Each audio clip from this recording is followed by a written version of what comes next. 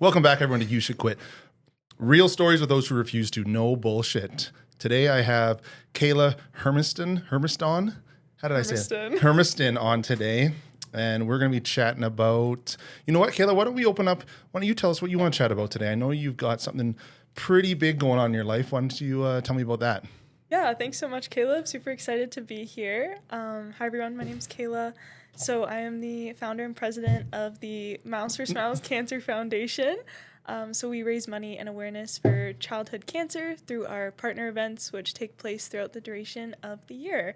And our funds are donated to children's hospitals across the country, specifically to their oncology sectors. So it's all about ensuring that every child receives the care and resources that they need in order to live a happy and healthy life, without kind of facing those challenges. Yeah, and they must have some pretty big challenges, especially with getting cancer at such a young age.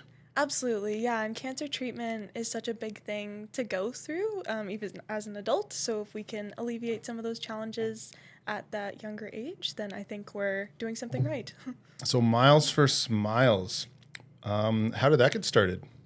Yeah, so it was actually my capstone project in high school in grade 12. So right before I was about to graduate, I hosted this fundraiser. I did not intend to continue on with Miles for Smiles. It was actually an idea brought to me by one of my former teachers.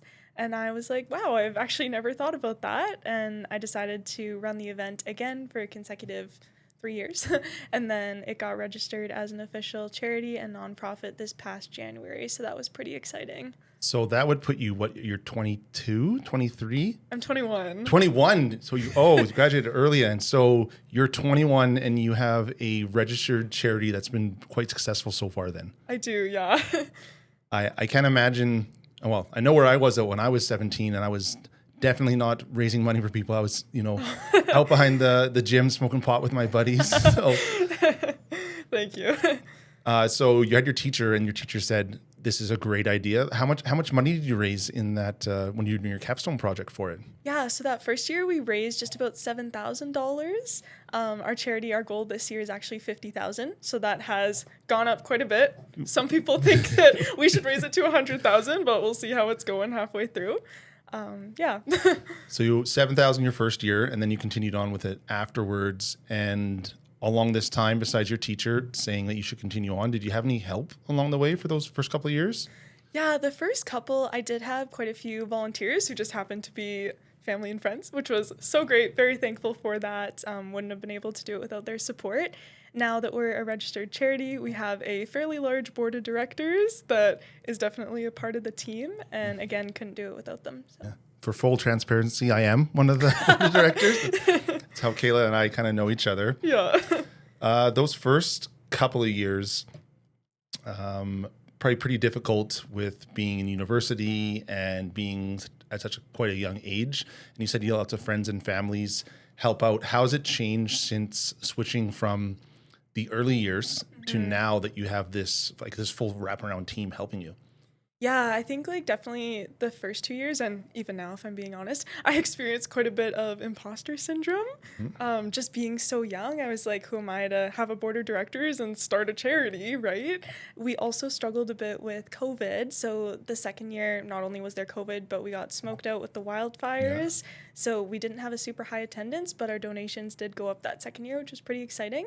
And I just knew that it was something I wanted to continue. For context, I'm also hoping to pursue a career in medicine, specifically in oncology.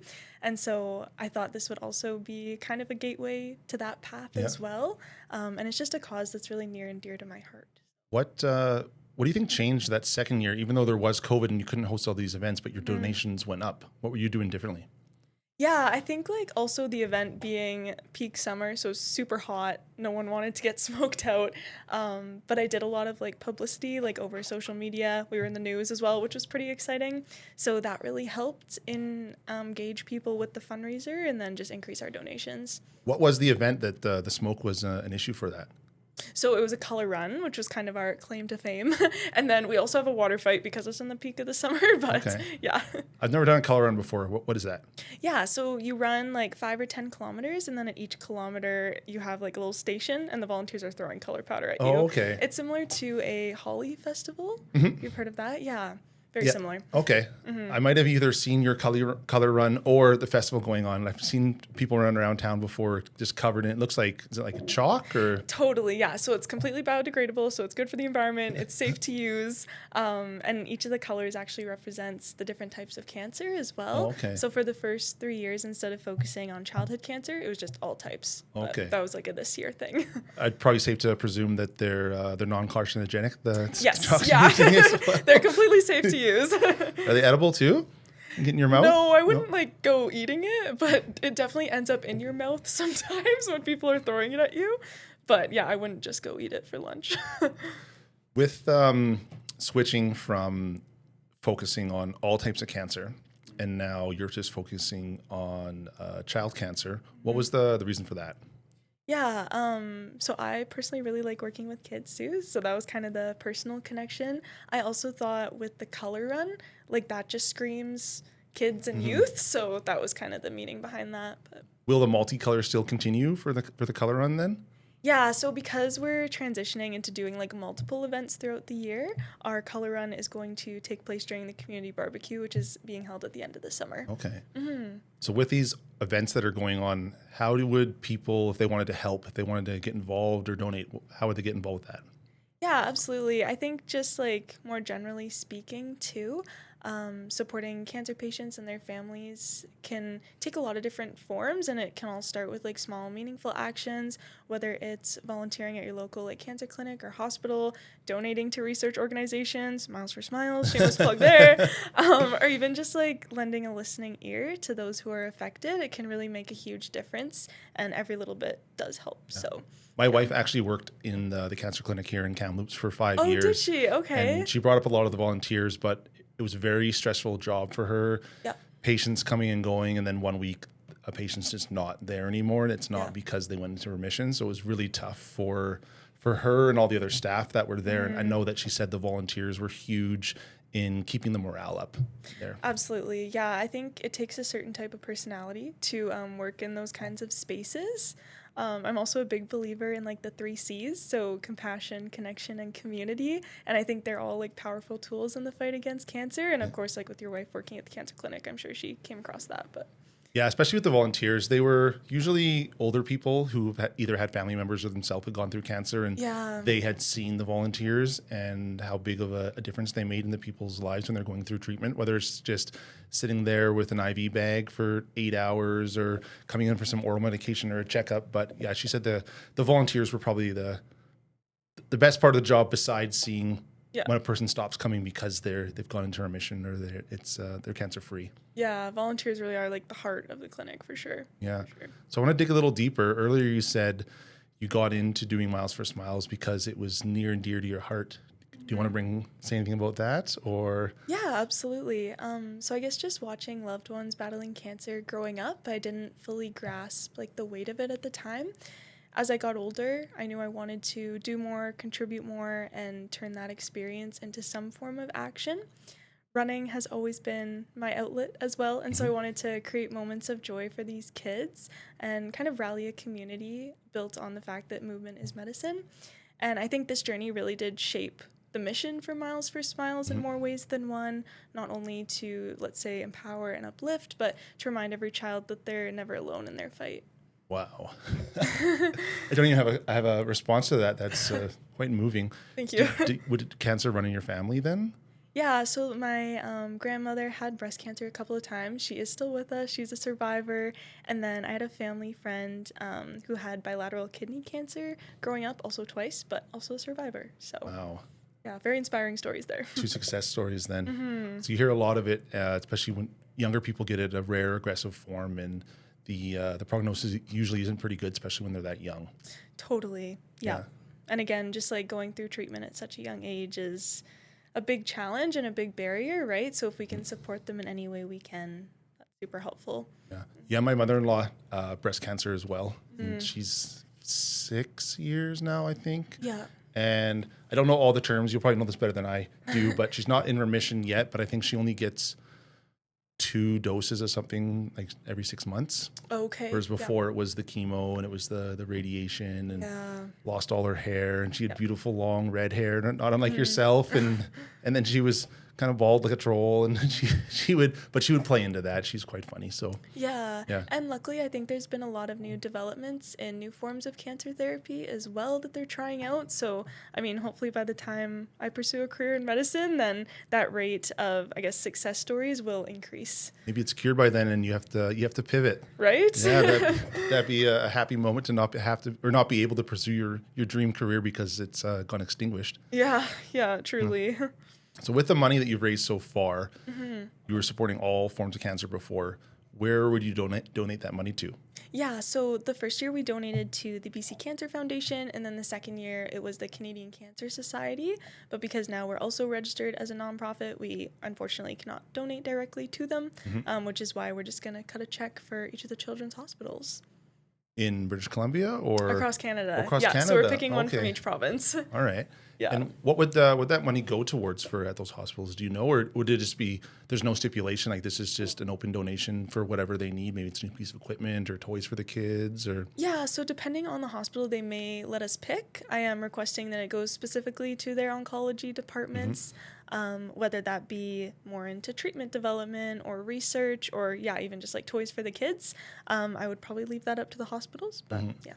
Yeah, I know with doing my own fundraising for the Canadian Cancer Society and digging more into the research of the research and how much it actually costs, like hundreds of millions of dollars before they can even have, a drug or a new treatment go to trial. So every dollar counts. So everyone get out there, donate to Miles for Smiles. Why don't we'll plug it here. How can they donate? Yeah, so if you go to milesforsmilescancer.org, you can donate. The link's right there. So. Okay. Yeah. Is there like an Instagram or anything too? I know lots of people usually use that. Can they donate through your Instagram? Yes. So our Instagram is also at Miles for Smiles Cancer. So go follow us. And the link to donate is also on the page. Okay. We'll put those links in the show notes as well. And I will allow you to shamelessly plug those again at the end. So perfect. All right. So now you have this massive team, and you said running was kind of your outlet. Are you going to rope in any of the children's charities to participate in any of the events that you're going to do and help raise awareness that way? Or yeah, so we're looking at a few potential collaborations. Actually, one of our really exciting ones, sorry, I'm kind of pivoting here. No, go ahead. But we have an upcoming collaboration with MedLife. So they focus on education and awareness of medicine in like underserved and underrepresented communities. And so we have the opportunity to go on a service trip to Lima, Peru, and support the children in their local community. So will you be supporting children with cancer in their community? Is that what it is? Or not specifically cancer, but with rare diseases. Okay. Yeah. And what will that trip sort of look like? Are you helping them build like a new building, or are you visiting them in their hospital and trying to bring them some cheer and joy? Yeah, so visiting the hospital and assisting the medical staff there, so the nurses, the doctors, and then things like measuring vitals as well. And then I believe like personal hygiene and educating them on that is also on the agenda. But yeah. How did that come about? So I actually had MedLife reach out to me via Instagram. Wow. And when that happened, I was like, oh my gosh, this is so crazy. Like people are wanting to collaborate. Just thinking back to how we started right to now, I would have never believed that businesses would be reaching out like this. That's kind of how I got the idea, and then I collaborated with their head like service trip coordinator, and I was like, you know what, let's do this. It sounds like something I could get a few board members into. So super excited for that. Have you had any board members jump on, or is there? I know the boards. There's quite a few board members around your age. I figured they would probably have a little more free time to. Yes, yeah. So there's 4 of us so far that are on board. All are TRU students as well. So we're taking advantage of our summer holidays as well. Is MedLife paying for that then? No, so we have to fundraise our way there as well. It is fairly cheap considering it's a full trip to Lima, Peru, and like all costs are included. So to stay in like the hotel, food's covered, and then we're paying for flights. But okay, what's a flight there out of Vancouver cost? Oh, we were starting to look at it. Roughly $1,000 round trip was the cheapest we saw, but then upwards of like $1,600. So it really fluctuates. Day of the week and how far out you book. Exactly. It'd be a short trip, like 8 days, I believe, was the itinerary, but still a super cool experience, and we can't really pass it up. So. Oh no, for sure. You've tugged on my heartstrings here.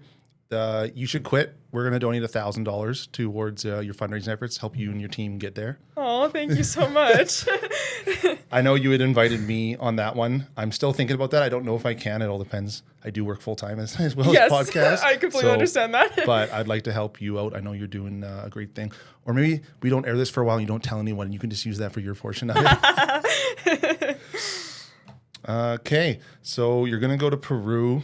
I want to get into the inspiration though, really, because you had talked about it was near and dear to your heart and it was like a capstone. But what was that, like that spark that you started in thinking, I'm going to do Miles for Smiles. I'm going to combine a running event with fundraising for the Canadian Cancer Society. How did that come about? Yeah, so I think I really just combined like all the things that I enjoyed doing like in grade 12. So running obviously was a huge part of my life. Avid track and field athlete since day one. So combining that. And then I was also really involved with research actually at the university as a senior in high school, which was kind of cool.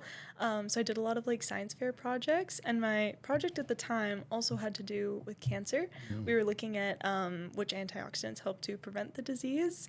And so I was thinking, when I had to start this capstone project, I was like, okay, well, what do I love to do, right?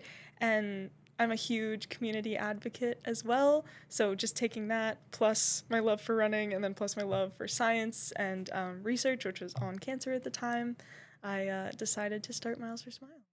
So I wonder if you were researching something else at the time. Do you think you would have went in a different direction, or?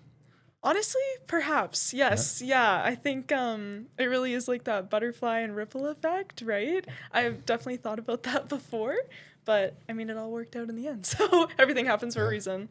So I'm quite a bit older than you. I'm not going to age myself here, but you're talking about antioxidants there. Was any of the research positive? Is there anything I should be taking that I'm not? Yeah, actually, all of our research was very positive, which was super exciting. So fruits and veggies, obviously, blueberries definitely help. We also looked at coffee, tea, and garlic. Coffee and garlic did help, not as much as the tea, though. So, listeners, drink your tea. I'm a coffee guy through and through. Oh. So I do it like does help, though. Okay. My wife drinks a lot of tea. I Nice. drink a lot of coffee. Along your journey, it couldn't all have been easy. Like it sounds like it's been one thing led to the next and it kind of naturally happened, but there had to have been some more difficult moments when you're doing this. Yeah, so I guess like not directly related to Miles for Smiles itself, but at the end of grade 12, it was just such a busy time for me. I wear quite a few different hats like then and now as well. And just like balancing all those commitments was definitely pretty tricky and made me want to quit at times. Not necessarily for Miles for Smiles again, but it's also a very pivotal time for getting like scouted for track teams in university, and so I was pretty focused and dedicated on that. The grades definitely slipped a little bit because that was just not at the forefront of my brain at the time, but yeah, I still ended up making like a varsity track team, which was great. But I think just pursuing and that dedication like to what you love is really important. Yeah. When you're going through all that and you're wearing lots of hats and you're juggling your grades and you're juggling trying to get on the varsity track team and you're running Miles for Smiles, is there any point in that when you were like, I should quit one of these things to focus on something else? Yeah, absolutely. And honestly, I wanted it to be school, which I knew was not a possibility because I was graduating in like a month. But I definitely thought about like quitting track and field, which was really tough for me because again, that's kind of been the one constant thing in my life since day one. Like my dad would go for runs with me when I was in the stroller. So before I could walk, I was running. And so to think about dropping that and like not pursuing that in university was a super scary thought for me. And I think that was like the driving factor behind like, no, I need to keep training. I need to keep going because this really is my dream. Yeah. But What was your event? So middle distance, 400 and 800 meter. I like, so I run ultras and you say middle distance and then you say 400 meters. Yeah. That's barely even the start line. 400 can sometimes be defined as a long sprint as well. Yeah. 800 was definitely more my forte. When I was in high school, I kind of focused more on cross country and long distance running. So like the 1500, 3000, 5000 on the track. Yeah, but you're going much faster than I am walking uphill. So, are you still running varsity now? So I'm not anymore. I had a bit of an injury, unfortunately, so I'm not really able to compete anymore. But I do still run for fun, and I'm really into like half marathons. Hopefully, eventually a full marathon, but we'll see how it goes. Was that some sort of leg injury then? Yeah, so I actually have a sensation where my entire leg goes numb. I believe it's a hip or back injury, but I have had like multiple MRI scans. I've been to physio, been to chiro, and they just cannot figure out what it is. Kind of sounds like a benefit though when you're in the deep stages of the pain cave. You can't feel that one leg. You can still move it though, right? I can still move it. I did a half marathon in Vegas in February, and I was a little bit worried about my leg for sure, but it didn't go numb until kilometer 17. Okay. But then I couldn't feel the pain anymore. So I'm like, you know what? We're good. Yeah, just push harder on that leg you can't feel. Yeah, exactly. I know when I'm deeper into my long runs and everything hurts and you just kind of keep going and then your body just like, oh, you're not going to stop. So I'm just going to make you not feel that anymore. So, yeah, exactly. Okay. You must have like a pinched nerve or something somewhere if you're losing all the sensation in your leg. Yeah, it's very interesting. And then they thought it might be like a hamstring injury as well, because I did pull my hamstring pretty badly like in grade 10. Never took any time off, just kept running. And so it might be just an ongoing injury from that, unfortunately. I'm also really bad at not stretching or warming up, which I think is also part of the issue. Yeah, I can attest to that too. So yeah. I can tell you as you're getting older that I've actually recently started adding stretching back in every morning, and good. Huge difference. 10 minutes. 10 minutes every day. It's all it takes, and you'll slowly get more mobility and lengthening and strengthening, as they say, right? Yeah, totally. So going back to Miles for Smiles, across your whole journey with this all, what's been your most memorable moment? Like what stands out to you if someone was to come up to you on the street and like, hey, I heard you do Miles for Smiles. Like, what would you say to them that's gotten you the most excited to try and rope them into coming to help? Yeah, so there's a lot of touching stories that I've heard over the course of the years, and it's hard to pick just one, I will say that, whether it was from like survivors, their families, or even just individuals who wanted to give back. It really was like a testament to the power of community, I would say. I would say one that really stands out, though, is at our third annual event. So last summer in 2024, yeah, we're in 2025 now. 2024, I had a family of 10 register as a team, which was pretty cool to see. And I was curious, so I asked them their story, and they were willing to share their story with me. And a family member of theirs had recently passed due to breast cancer. And it was really just like a touching moment for me because I saw firsthand that our charity was really helping them. And it really moments like those make it all worth it for me. So yeah, moments that really tug on your heartstrings and totally. They stand out, and they make you know that what you're doing is actually having an impact, opposed to if you don't see any of the results, it's just dollar signs that are kind of going up. Absolutely. Yeah, I definitely had some tears come to my eyes from that. But I think you'll probably have more moments like that now that you're specifically focusing on the children opposed to all of them, because you'll be more involved, right? Absolutely. More events, more impact, right? Yeah. What is the next event? Yeah, so a big one coming up is the Kamloops Trail Festival. So it's presented by Runner Soul, which I'm also a sales associate at Runner Soul for context. But so we're the charity of choice. And yeah, it's a 4x8 kilometer relay. Any listeners are wanting to join the Miles for Smiles team, also another shameless plug there.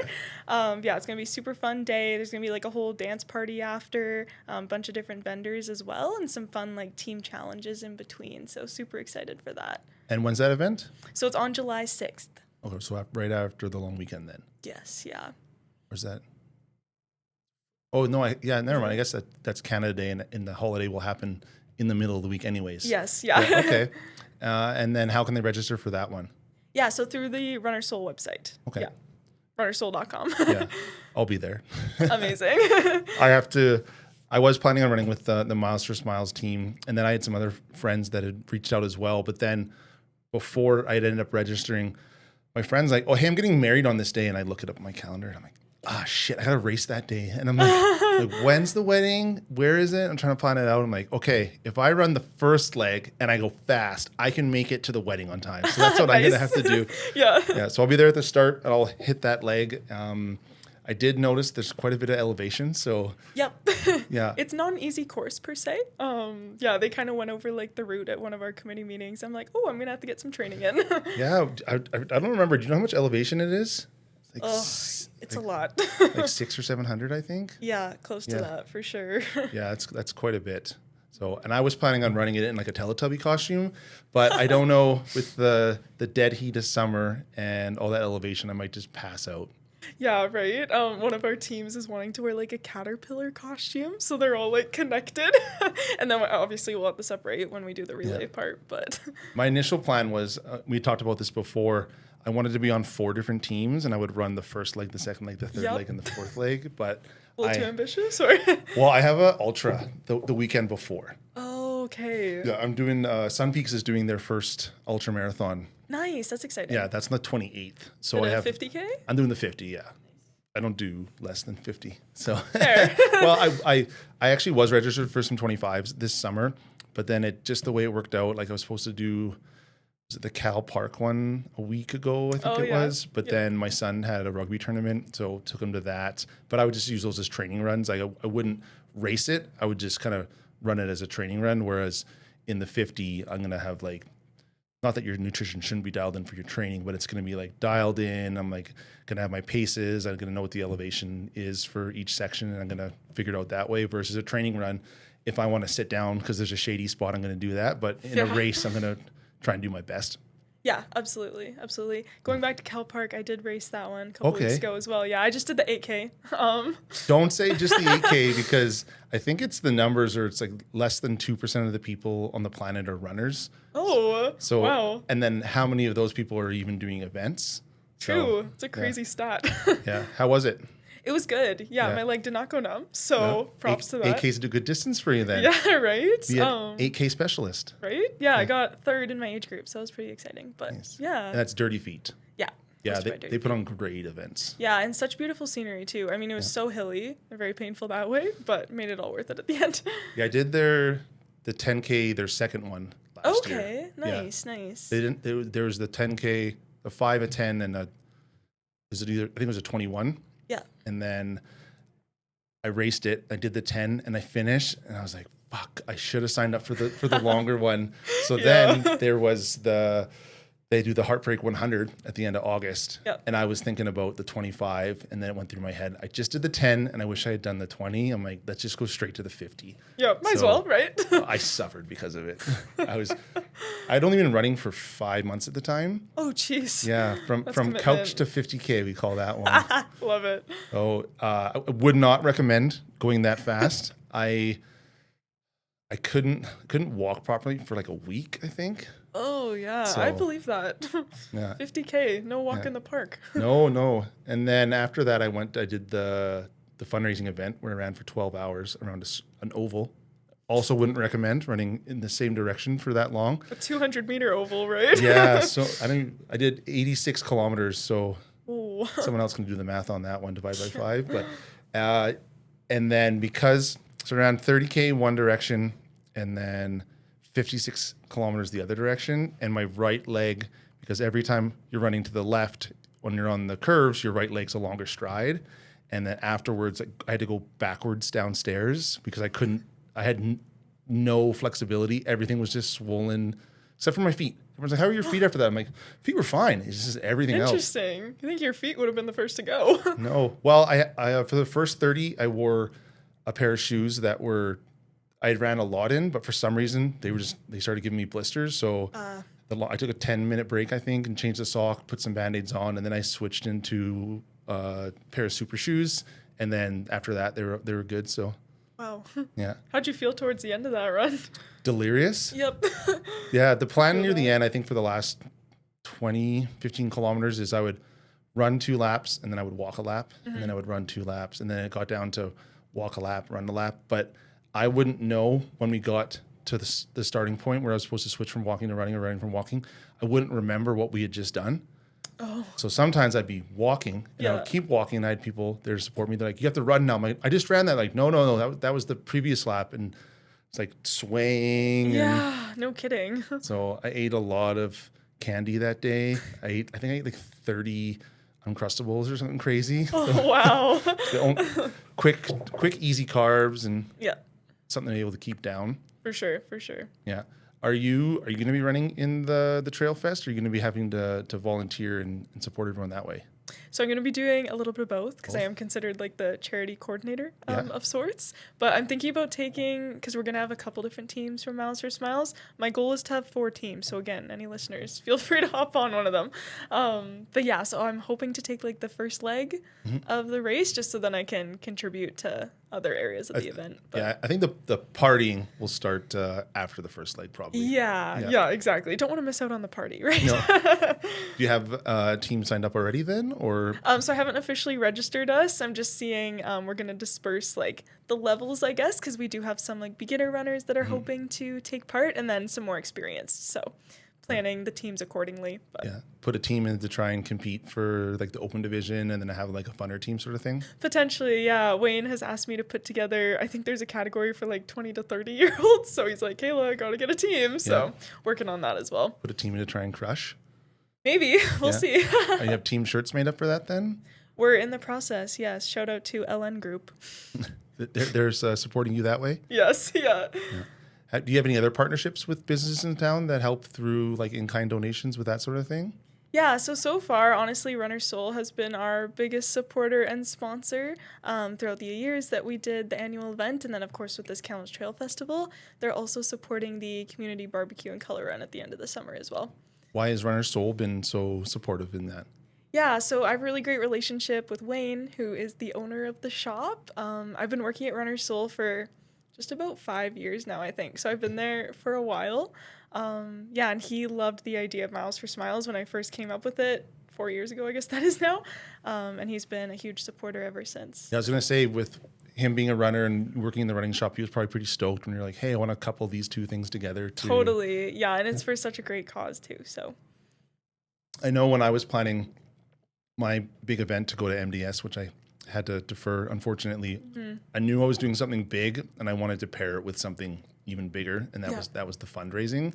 Something bigger than yourself, right? Exactly. Yeah. I feel like I'm not just training to compete in this event. I'm training to try and bring awareness to what I'm doing, which hopefully bring in donations. Absolutely.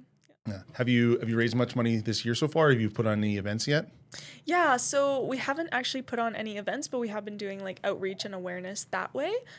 We had a booth at Boogie the Bridge, which we are hoping to be the charity of choice next year as well. Okay. Fingers crossed. But yeah, so we had a booth there, just educating people on like early detection for cancer as well, because that's a really big part of it all. And then, of course, just awareness with the charity and the foundation, which I heard some really inspiring stories as well from survivors who came up to the table. Really touching moment for me that way. And then we also had a couple businesses take part on February 15th, which was International Childhood Cancer and Awareness Day. And so a portion of their proceeds that they made throughout the day was donated back to our charity. And then every year you do this, hopefully there's more and more businesses that are on board, and it kind of snowballs into a huge amount of money raised every year. That's the goal, yeah, because currently it's very like community-based just here in Kamloops, and we are registered federally, so we want our impact to be across the country. So you're federally, but you're going to be doing this international trip. Do you have plans to couple that in to bring fundraising in then? Yes, not specifically so far with the MedLife trip. Maybe that is a later component. I was writing up the strategic plan for the charity as well a couple months back and kind of thinking about like that international impact. I don't have any like specific ideas right now that I can share, but it is in the works. But even if you're documenting your trip while you're there and just putting it on social media, even just through using your phone, I mean, iPhone's cameras are pretty wicked these days. For sure, and it's all about representation, right? So, yeah. With that trip coming up, said it's for 8 days. There's 4 of you going. What would be your ideal amount of people, like the entire board, to go with you if you could? I would love that. MedLife has like 40 volunteers attending already, so we're also gonna like make some connections and meet some new people that way, which is super exciting. But yeah, I mean, ideally, I would love even half the board to come. Like I said, we have 4 people on board so far, but I would like to have, they're mainly students so far, so maybe some adults that could come along as like mentors and chaperones for us, but we'll see how it goes. With your experience so far with starting a charity and then growing it as it has, what sort of advice would you give to either another young person who wants to start a charity or to anyone that's looking to start their own kind of charity of choice? Yeah. Can I think about this one? Yeah, for sure. Okay, Take a minute. You got all the time. Okay, perfect.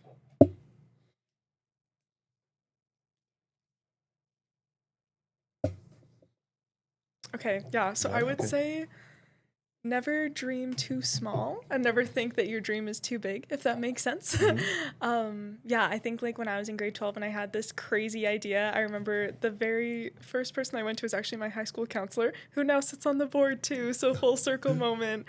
Shout out to Dominica Spina. But yeah, and she looked at me and she's like, Kayla, this is such a great idea. And I think that really sparked a moment of change for me too, because honestly, my interaction with her would have totally changed what I would have done. Like if she wasn't for it, I wouldn't have done the event, right? And again, that ripple effect, to see where we are now and just reflecting back, it's really cool. Yeah, you definitely need, especially in the beginning, you need that early support. You need that that kind of push to help you drive. Because if you go to someone and you're like, oh yeah, I have this idea, and if that counselor had been like, that's a stupid idea, I don't think you should pursue that. Totally. You're going to be so deterred. But because she was so positive with it, look what it's become now. Yeah, and I guess just kind of piggybacking off of that idea too, I have had a lot of role models in my life to look up to, which I'm so beyond grateful and fortunate to have. So I guess to the younger listeners too, just kind of find that person that you connect with and they'll kind of help inspire and push that movement as well. Yeah, that mentorship, and there's always that expression, you are the average of the 5 people you spend the most time with. So yeah. I would assume growing up you had some other some friends who were aspiring for big things as well, or were you the leader in that group? Yeah, I would say definitely some friends as well. I mean, I went to St. Anne's Academy for high school, so for those of you who don't know, very high achieving school, not just academically, but also in other areas as well, like in the community, whether that be sports, music, you name it, leadership. So a lot of my core group of friends were also high achievers as well, and they supported me with Miles for Smiles, which was great. But I also had like some older mentors help me out along the way as well. Now that you're fully into the charity and then full course load too? Yes. Full course load, and you work 20 hours a week? Give or take, yeah. Yeah. Where do you find time for Kayla, or is Miles for Smiles kind of become Kayla time? Yeah, I would say Miles for Smiles definitely has become Kayla time a little bit. When I do have a moment to myself, I do choose to run because, again, it's my outlet and it's the one thing that's been very constant in my life. So if I can find a couple hours even just to go hit the trails for a bit, I'm happy. Yeah, especially with running too. Like I know where I live. I live out in Barnhart Vale. I'm out my back door and within 5 minutes I can be at the trails. Yeah. So it's really something you can do anywhere. Or if you're in an urban area, you live downtown Vancouver, you put your shoes on, you're out your front door. You don't need to go to a gym. You don't need fancy equipment, but the gear can start to stack up a little bit when... Yeah, especially when you work at a shoe store, let me tell you. Even with the discounts, I'm sure you probably spend a lot of your paycheck there. Oh yeah, big time. Yeah. How many pairs of shoes do you have then? Oof, putting me on the spot. No. We'll say just running shoes though, not other ones. I would say like at least 20. That I still currently have. 20 in your rotation. Which, okay, so keeping in mind, this includes trail shoes, daily trainers, speed shoes, and then race shoes as well. Yeah. I have a bit of a fascination with carbon-plated shoes as well. But yeah, working at the shop with the discount, it's tough, you know? I'm going to have to tell my wife now that you own 20 pairs because I have 8 pairs of running shoes. Oh, really? So I have room for 12 more. Kayla has that many. As an ultra runner, you're definitely allowed more. Yeah. I've heard. Well, I've gone through, like, there was the sale at the spring sale where you get rid of all, and I picked up a pair of Ultras with the zero drop. And who's the guy that always wears a hat? What's his name? Has a beard? Clint? No, not Clint. Younger guy. Works at the shop? Yeah, works at the shop. Oh, Tanner. Yes. Yeah. I was actually, no, I think I was talking to both of them. They're like, yeah, it's going to take you a bit of adjustment to use them. And I was like, yeah, okay. And I went out, and then when I went hard, was I sore adjusting to the no cushion. Yep. Yeah. And going from like a shoe with 8 to 12 mil drop to 0 drop, big change, big transition. I think I might be at this point a little too big to much foot surface area to fair. run in them. So Yeah, fair. I have a little bit of winter weight on still, trying to get that down before the races next year or next month. Sorry. Do you have a favorite go-to besides your carbon plated ones, I guess?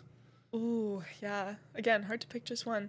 I would say I'm a huge fan of the Saucony Endorphin Pro. So that one is carbon plated. Okay. It's the one I wore Cheating. for. It's legal. That's the one I wore for my half marathon in Vegas. Besides that, I'm also wearing the Asics Noosa Tri for my daily trainer. Super bouncy, very springy, just all around very fast. And also, brighter the shoe, faster the runner, right? That's true. I like the flashy colors. Unfortunately, I have size 14, and I kind of take what I get. Makes it tough, yeah.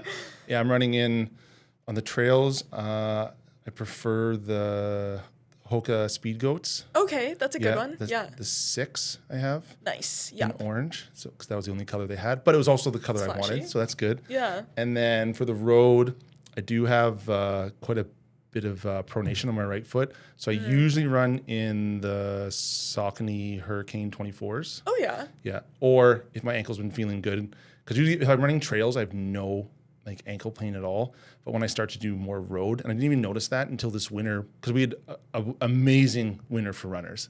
I think I wore shorts every single day for running, except for like 2 or 3. So didn't get that cold. We had that one cold snap, and that was it. And then that's when I realized I actually ended up going in the store, and they're like, "Yeah, you pronate quite a bit." I'm like, "Oh, okay." So I got those, but otherwise I went in the which Hoka is it? Oh man, for a road shoe. For my road shoe. Is it like Arahi? No, it's one of the Hoka ones. I like the Hoka ones though because if Runner Soul doesn't have them in stock or they can't get them in, I've found that any Hoka I order online in a 14 will always fit my foot like perfectly. Totally. So I'm pretty partial to that. Yeah, we've had a lot of people drop by the store and they're like, "Oh no, I'm definitely like." They're confident in their size 8 and they're actually like a 6 wide and they've just sized up for the width, right? Okay. That's happened a lot. So yeah. I found with shoes to shoes. Have you ever heard of Speedland shoes? No, I haven't. So they're out of Southern California and Utah. Yeah. But they're the ones that have like the boa on the side. Ah. So I got a 14 in them, and they are like either too big or like a true 14, and I probably have like an inch at the end. Really? And it's okay. It's actually okay on my left foot because my left foot's a half size bigger. Yeah. So my right foot's actually a 13 and my left's actually like 13.7. Okay. So they're okay for that. But on my right shoe, it pop in every single time, and it's so annoying. But they're great shoes. I love them. So nice. But they were super expensive because they don't ship to Canada. So I had to get them shipped to my buddy in the States, and then he shipped them. So that was like another $100 ship them, and then I got stuck with duties on them too. So I'm not gonna say on camera how much I spent on one pair of shoes. $700. Oh, like, yeah. So, but I think the duties were like $250 though. Okay. So if I had known that, because they have removable carbon plates actually. Oh, that's sick. Yeah, so you can pop them if you're like running a more technical trail. I would put the carbon plate in because then if you hit a piece of shale or something, it's not going to slice through. Yeah. And they have a really cool feature on the bottom. There's these plugs, and you can pop the plugs out.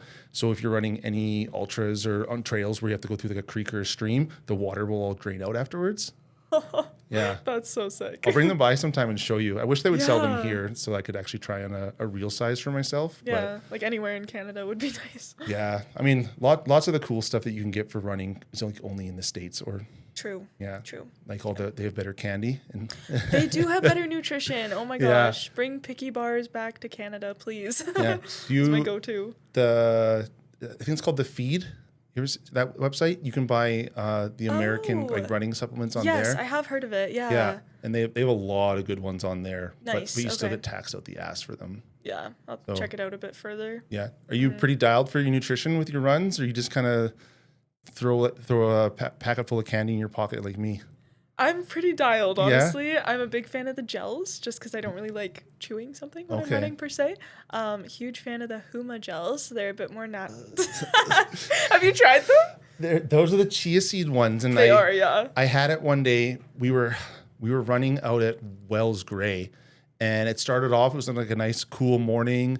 And then we're running. And as soon as we got away from where the waterfalls all, it was like muggy. And I had it in my breast pocket. Ooh. And by the time I went to take it, it was hot. And it was like, I don't know, it was chewy and it was like bees were in my mouth. Like I did not like it. So I could see how it could kind of taste like that. The reason I always kind of go with the humas is that because they're all natural, it's a bit easier on the stomach. I've had some poor experiences with goo, unfortunately. During a race, I did throw them up a couple times. Oh, okay. So I was like, hey, maybe no more goo Roctane, unfortunately. I was going to ask if you did the classic, like you're running and then you do the backward spin because you shit your pants. Like, no, yeah, actually it happened to me when I was in Vegas and I just like pulled over to the side and then threw up in the grate and then kept running. oh man. But yeah. I like the goos and the fact that I pop them back, they're good and they hit you right away, but I find them quite messy. Yes, true. And then like where do you put the package, right? Yeah. I'll like put it in like one of my vests and then I'm running and I go in there and my hands are all sticky and I don't like.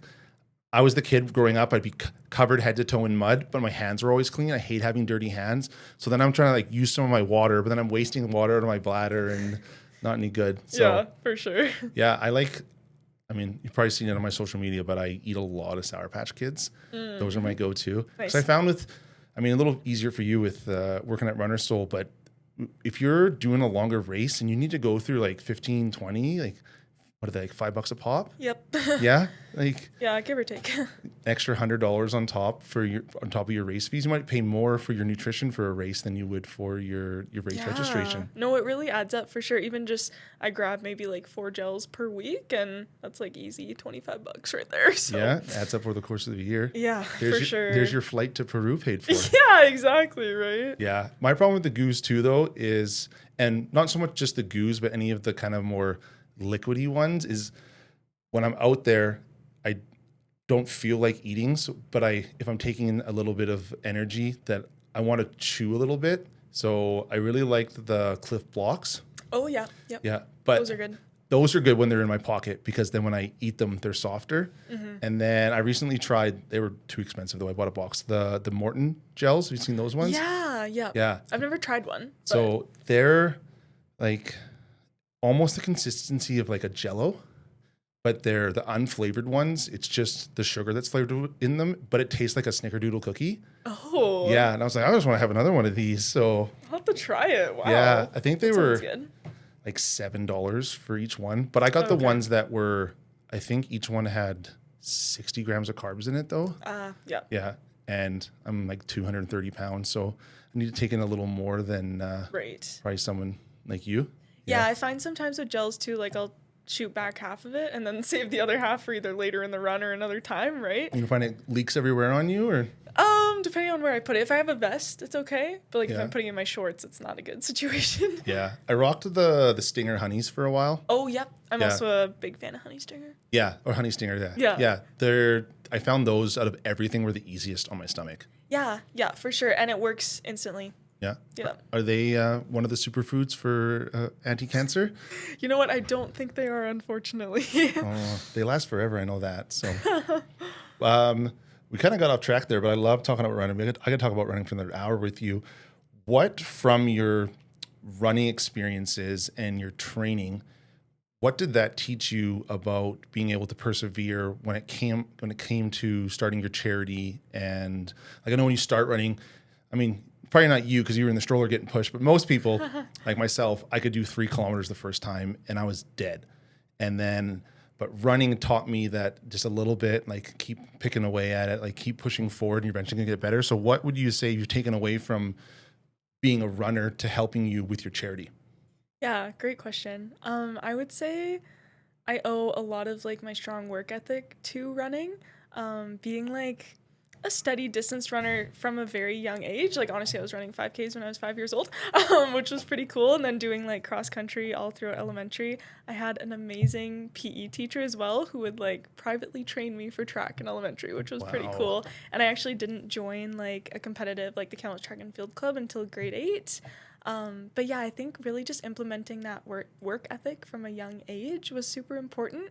And then that helped me transition into the charity too. It probably helped you a lot with school then too, I would assume, especially if you wanted Absolutely. to do a medical career. Yeah, and I find like running just really clears my head too and makes me like dial in, focus then on the studying. Mm-hmm.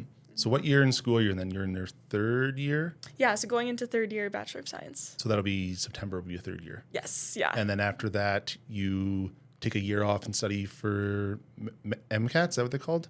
Yeah, so I'm hoping to write the MCAT next summer at some point, and then I'll finish my fourth year and then graduate from my degree, and then fingers crossed I will apply and get into medical school in the first round. It is fairly competitive, so we'll see how it goes.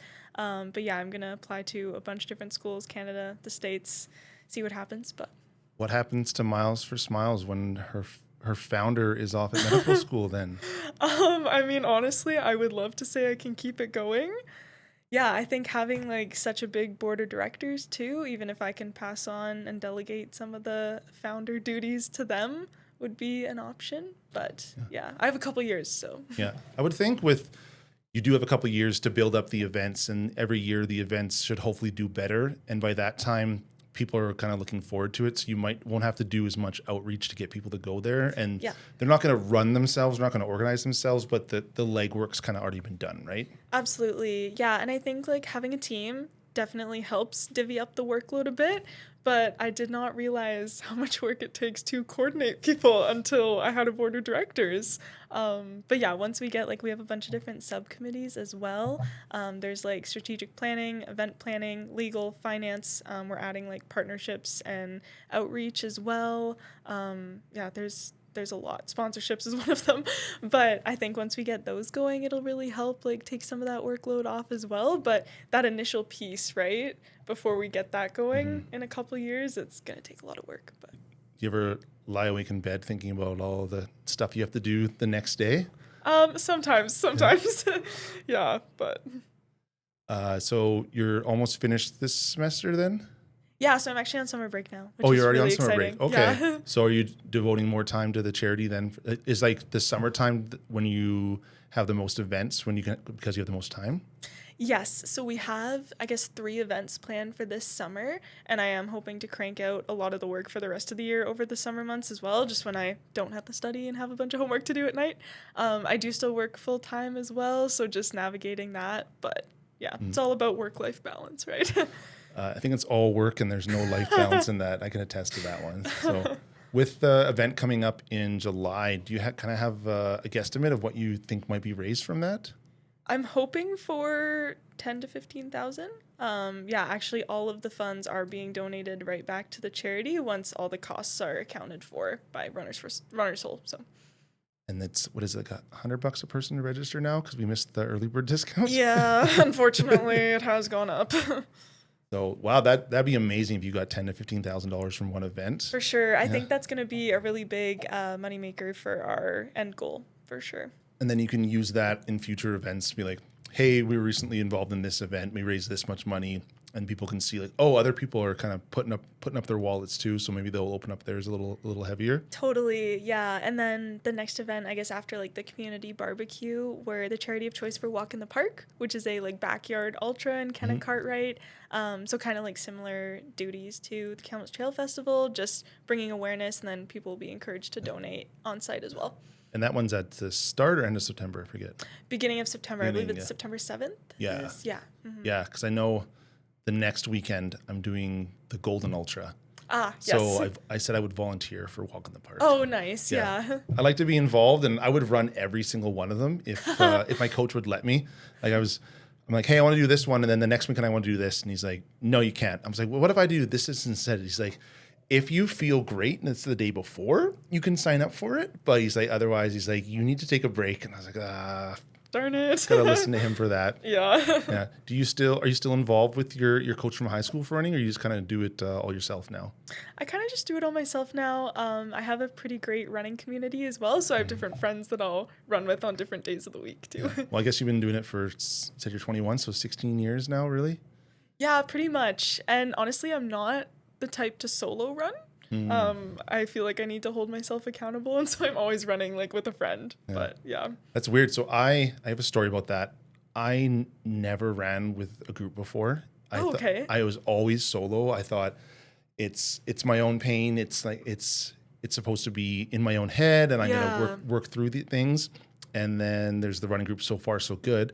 And Greg worked at Lululemon. He's like, yeah, you should come out to this. You should come out to this. And I was like, okay, yeah, whatever. Maybe I'll come out. And then one day it lined up with my training run. And I was like, I guess I'll go. And I went there and I was like, man, was I missing out by not running with other people? True. Yeah. It just honestly makes it go by A, so much faster, and B, so much more enjoyable. Yeah. It really does. and you can relate that kind of sense of community with running and the feelings that you get from being supported by other people to volunteering for like a cancer society or at the cancer clinic or at one of your events because you're giving back. Totally. Yeah, you almost get like that runner's high too, right? And it's such a cool feeling. And I've yet to find that feeling anywhere else, but like with running or in community-based events too. Yeah, I truly believe that we're kind of here to give back. And I think it's a great travesty that if you only think you can give a little, that you're like, I can't give enough. I can only donate $5, or I can't go to that event, but I could volunteer, but I'm only available for an hour. And it all stacks up. So if you have anything to give, whether it's time or money or even just sharing a piece of social media to get the word out, it's every little thing can kind of count. Oh, it makes a huge difference in the end. Absolutely. Yeah. Have you been focusing much on the social media? Because I know social media these days, it's bigger than television. It's bigger than, it's the biggest form of advertising right now. So what are you doing to take advantage of that? Yeah, no, it's a big part of it for sure. Like you said, we do have an Instagram account, working on getting a Facebook account up and running as well. Obviously, we're not as big as you're following, I would say, but we're working on it. We do have a social media subcommittee as well. Lately, we've been working on like Meet the Team features too, which was actually really boosted our engagement, which was great to see. But yeah, engagement is huge. It doesn't matter if you put a piece out and people look at it, but if they're not engaging, then the odds that they're going to donate or be involved in another way are pretty slim. Yeah, and I think just like regularly getting posts out there too, and not being so worried about like, oh, is this something that I should post? Like, and just post it, right? Because I tend to overthink things that way. Well, with social media, what I've found is it's the same as running. Consistency beats out intensity every day of the week. Yeah, absolutely. You go out for a run and you're supposed to do 10K and you're like, fuck it, I'm going to do 25 today. And you do 25, but then you're too sore because you weren't at the point yet where you can do 25 regularly and you can't train for a week and a half. Versus if you've done your 10K, you did your 5K speed work, you had another long 10K, all of a sudden you did 25 in the week and then you do it again the next week and you're like 500% ahead of where you would have been in terms of your distance if you had just stuck to your prescribed runs. That's the same with social media. Yeah, you just got to be patient too, right? Yeah. And not, what we found too is we were focusing a lot on everything just being perfect, like super high quality, super high production value. That shot didn't work, so let's reshoot that. It takes hours, 10 hours to produce a 15-second clip. Yeah. And then you're only putting out one a week. But if you take the quality away and you focus on the quantity, because if you look at something like TikTok, nothing's produced on there. Yeah. That's all people's old Samsung phones that used to blow up filming it, right? The quality's not there, but the quantity is, and then the more quantity you have, it's just more chances to grab people's attention and get them on board. Yeah, and honestly, I feel like sometimes the reels or videos that get the most views are ones that look like they had absolutely no thought put into it, right? Yeah. But I would wonder if you could do some sort of social media campaign at each of your events, and maybe it's you have a hashtag for it, and then every time someone posts on their story or posts a picture during that event and they put the hashtag in, maybe there's a draw for that or something like that. Yeah, something to consider for sure. We've also thought about doing like live streams during the event as well. Maybe someone from the social media subcommittee could work on that. But well, do you know how many is Wayne know how many people he thinks might register for the Trail Fest? He hasn't said like an exact number of participants yet. Or like a guess maybe? Yeah, I mean, I think they have, I want to say 40 teams registered. Okay. Which is actually quite a few. So 160 people already. Yeah. Good math there. Yeah. Couldn't do that, no. I am on the finance subcommittee for Miles versus Miles. So. Yeah, that's why I know. Yeah, I would say, I think he's hoping for like 400 or 500.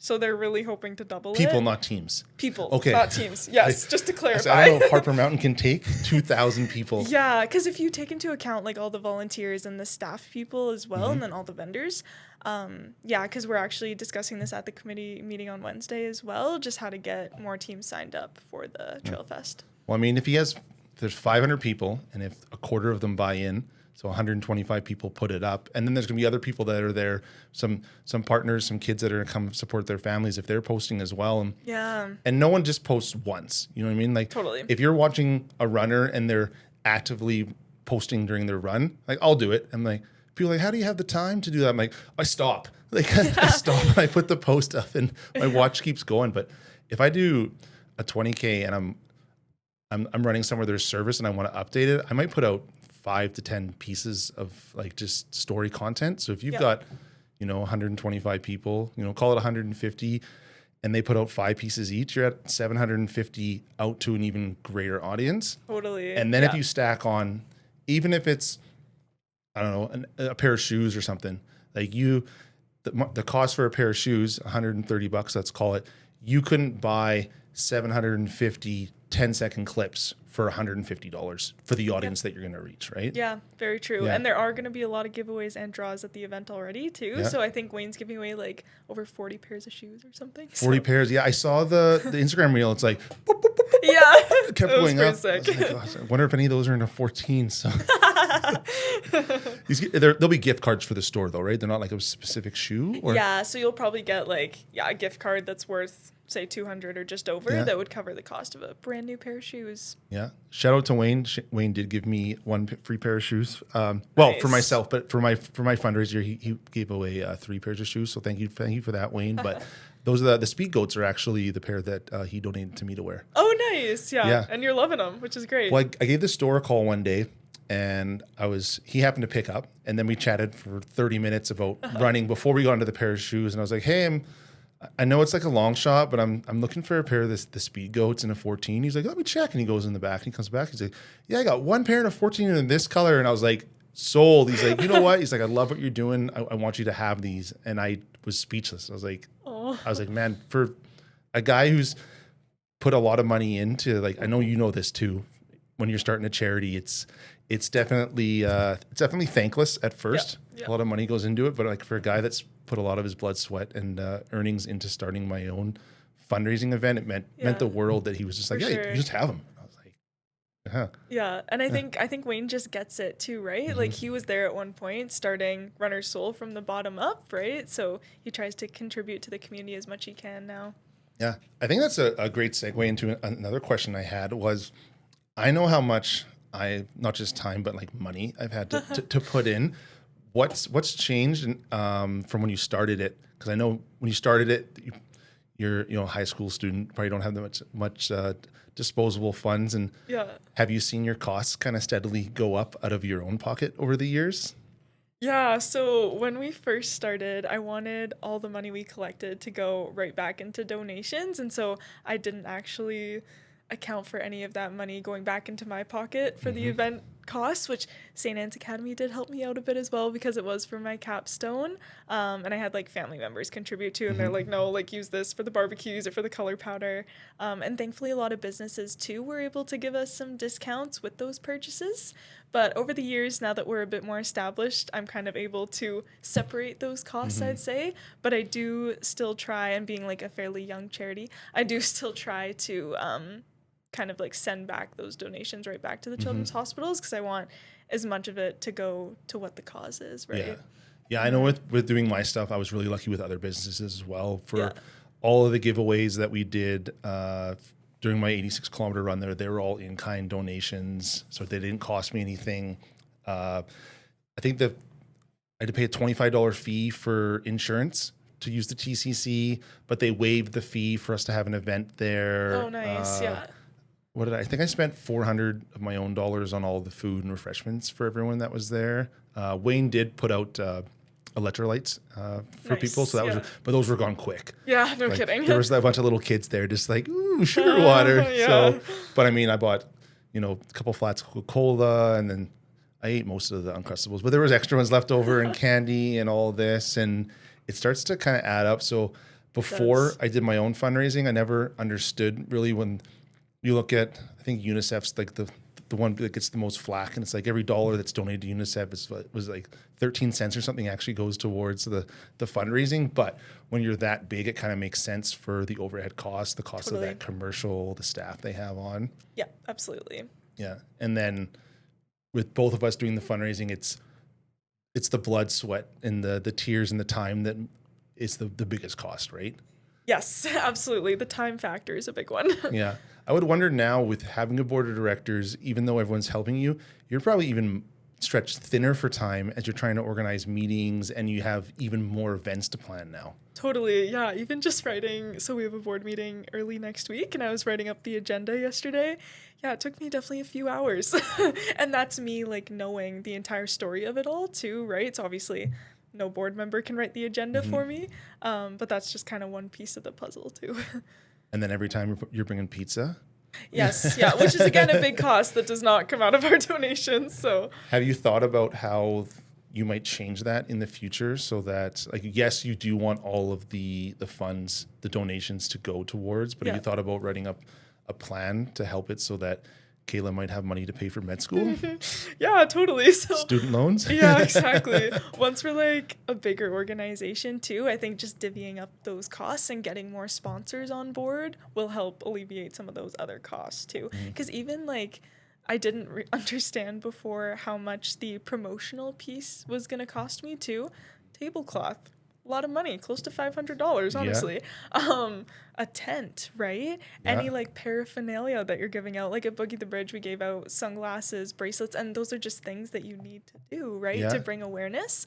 And again, that all unfortunately had to come out of pocket because I didn't want to take it out of donations. So or even things like stickers. Yes. Have you got stickers yet? We do, yeah. Stickers are more expensive than you would think for the ones that you give away. Totally. And they came in the mail and they were like so tiny and I was slightly underwhelmed. But who are you using for the stickers? I use Sticker Mule. Sticker Mule? Okay. Yeah. I was using Race to Print. Okay. And they were, I think. Did they race to print? They were fast. Yeah, they were fast. How much were, I think, because I bought like 1,000 of them, I think they were like 15 cents a sticker or something. Okay. But when I did smaller runs, it was like 68 cents a sticker. Yep. Like, that's how they get you too, right? Giving it out. Yeah. Like, you have to buy like a certain amount and then it'll be like 50 cents or whatever. Yeah. The first run I did, I ordered a smaller amount because I wanted to make sure about the quality. And I was like, okay, these stick. I'm like, okay, cool. Yeah. And then I got more the next time. And I have a bin of stuff for whenever I do my next event. Yeah. And so that cost is sunk. So that's good. But nice. Yeah. I did notice because I planned that whole 86-kilometer event. I planned that in like 3 weeks and I was so fucking, not just from the running, but like mentally burnt out. Have you had any times when you were like, fuck, I'm tired. I might want to quit. Like I just want to sit down and watch Netflix for 2 days, but you don't have the opportunity? Yeah, honestly, right before the first board meeting, actually. So I got back from my trip to Vegas the morning of that first board meeting at like 1:30, 2 a.m. in the morning, which is so crazy. And like, if you've been to Vegas, you know, it's very overstimulating. It's not exactly a relaxing trip per se. No. So I was already exhausted. And at that point I was like, you know what? I'm just not going to go to bed because I needed to prep the entire agenda, like the meeting notes, right? Didn't know what I was going to say. And I had like 20 people showing up, right? So I was like, this has got to be good. I also had like a midterm that day. It was just so crazy, which I hadn't studied for at that point either. So I was feeling very mentally drained and just burnt out at that point. But we pushed through and made it. So did you even sleep before that meeting or were you up the whole time? I was up the entire time.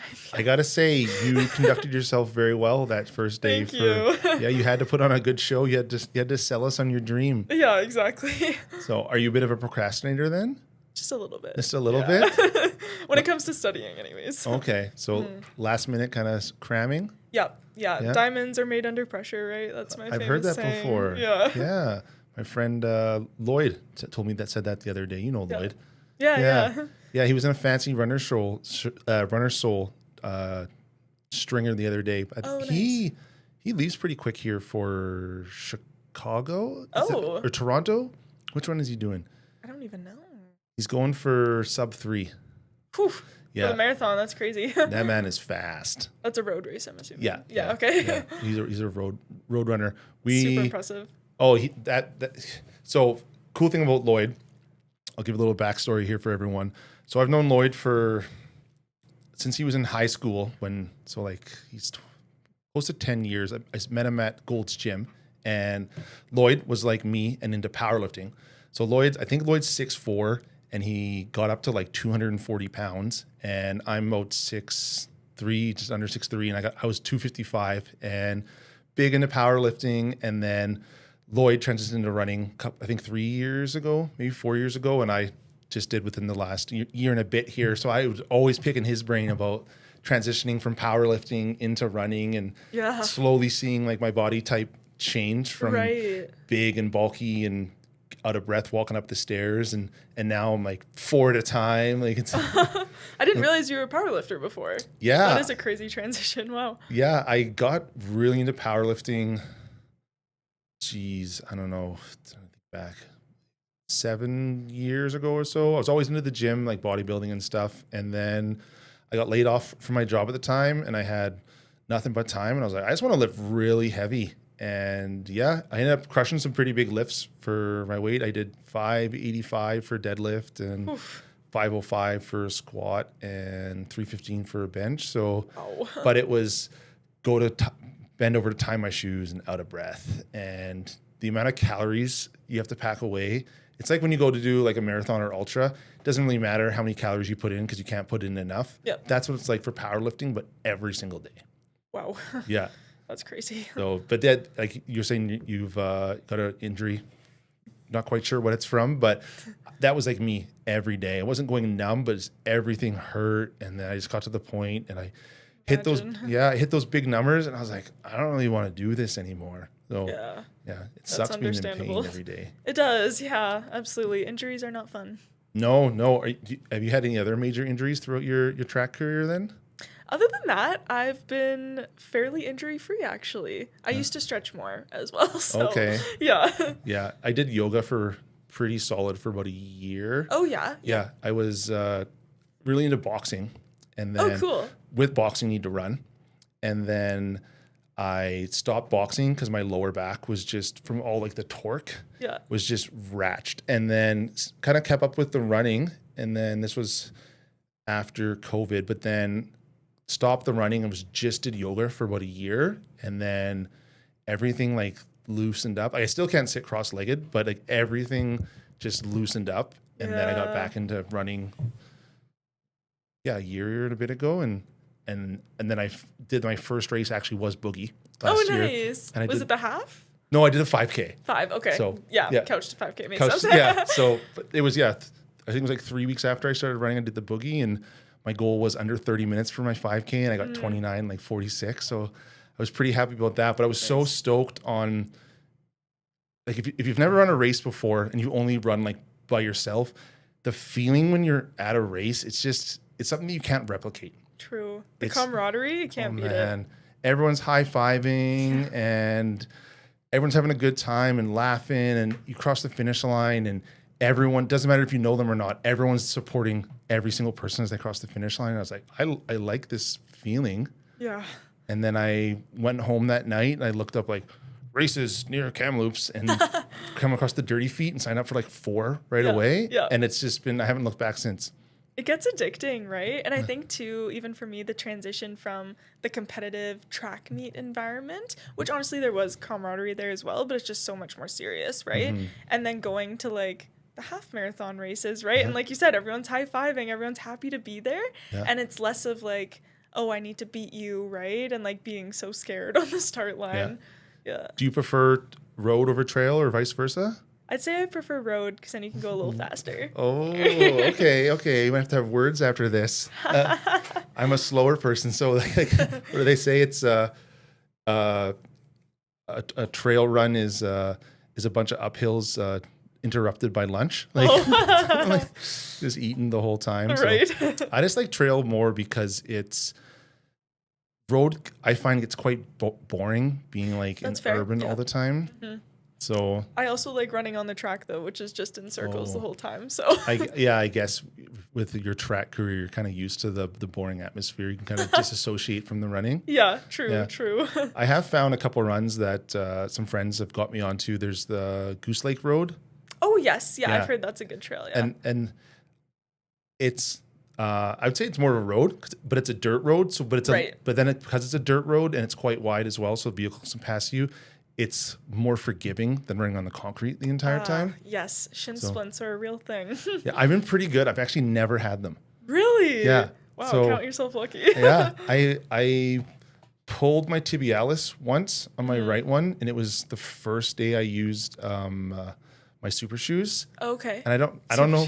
Yeah. So like the carbon plated ones, like I don't know what it was, but I pulled it pretty bad. I think what it was is because with the shoe, it kind of does the rocker for you. Yes. But I think I wasn't letting it do enough. So I was still like picking my toe up when I was going to kick my leg back. And then it was swollen up. Like my right leg looked like Popeye's forearm. Oh, like, it was just swollen up. And I think I've only tapped out of like 2 runs ever. And like that was one of them. And I was like, and I had to walk like 5 kilometers back. And I was like, I'm not calling for a ride. I'm like, oh, yeah, that's the worst though. I've only had to drop out of a race once, and it was not a good experience because I've never wanted to drop out before. But yeah, you persevere through.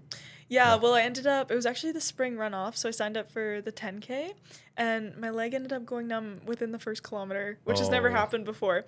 But it was also 2 weeks after Vegas, so I think I just didn't have enough recovery time afterwards. Yeah.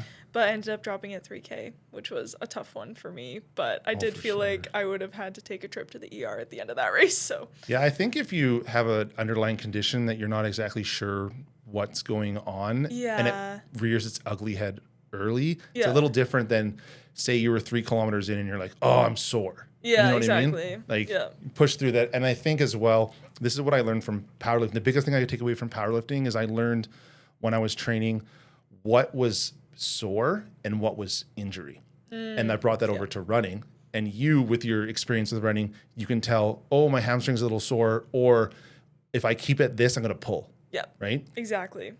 Knowing when to dial back. It's a very fine line. Yeah. I just wish that from all my lifting and my running that I could transfer that knowing when to dial back to other endeavors like fundraising or work, or like there is no work-life balance. There's just, I'm classifying like fundraising stuff under work as well, but it's just not a lot of as much home time as I would like. Yeah. It's really tough to find a balance for sure, especially when like that's your dream, right? And yeah, you can never stop giving back, right? Yeah. More difficult with me. I had 2 young boys, but they're pretty independent now. They're 10 and 12. But what do you do when it's all piled up and you actually have that moment? Besides, I know you mentioned earlier, I'll go for a run, but like, what does Kayla do to kind of unwind when it isn't a run? Or is it always just a run because you have to squeeze the run in at the same time for the de-stressor? I mean, usually it is just a run, but I really enjoy just like spending time with my friends and family too. I'd say that's more of a de-stressor for me, just taking my mind off things. But yeah. And of course, like contributing to other things too. I'm fairly involved on campus at TRU, so yeah. What don't you do? Like spend time for yourself. There, we know that one. Yeah, I like to keep busy. Mm-hmm. So back to your charity, Miles for Smiles, been around for 4 years now. It's now exclusively for helping out the oncology departments, hopefully, depending on how they want to allocate the money for the children's ward. Yeah. I want to get back into, again, if there's anything that the listeners could do to help you maybe in the next couple of events, just reach out on Facebook or Instagram, I guess, or... Yeah, so you can message us on Instagram, Facebook as well once we get that account up and running. Check out our website. You can sign up for our newsletter. You can volunteer at our events. We are no longer accepting applications for board members, unfortunately. Sorry, guys. But yeah, and even, just participating in the events. Send me a message. I want to hear your stories too. And you can also donate through our website. Again, milesforsmilescancer.org. Okay, so we have milesforsmilescancer.org, and then the Instagram is milesforsmilescancer. Yeah. Awesome. Well, Kayla, this has been amazing. I am really looking forward to seeing where this goes. I know I'm going to see some really big things from you, and at such a young age, what you've already accomplished. I mean, I wish I had done a tenth of what you had done at 21 and not just drinking beers and smoking weed with my buddies. So I'm really excited to see where you take this all. And for everyone out there that's listening, check her out. It is milesforsmilescancer.org and Miles for Smiles Cancer on Instagram. Thanks, Caleb. Really appreciate it. Yeah, thanks for coming on.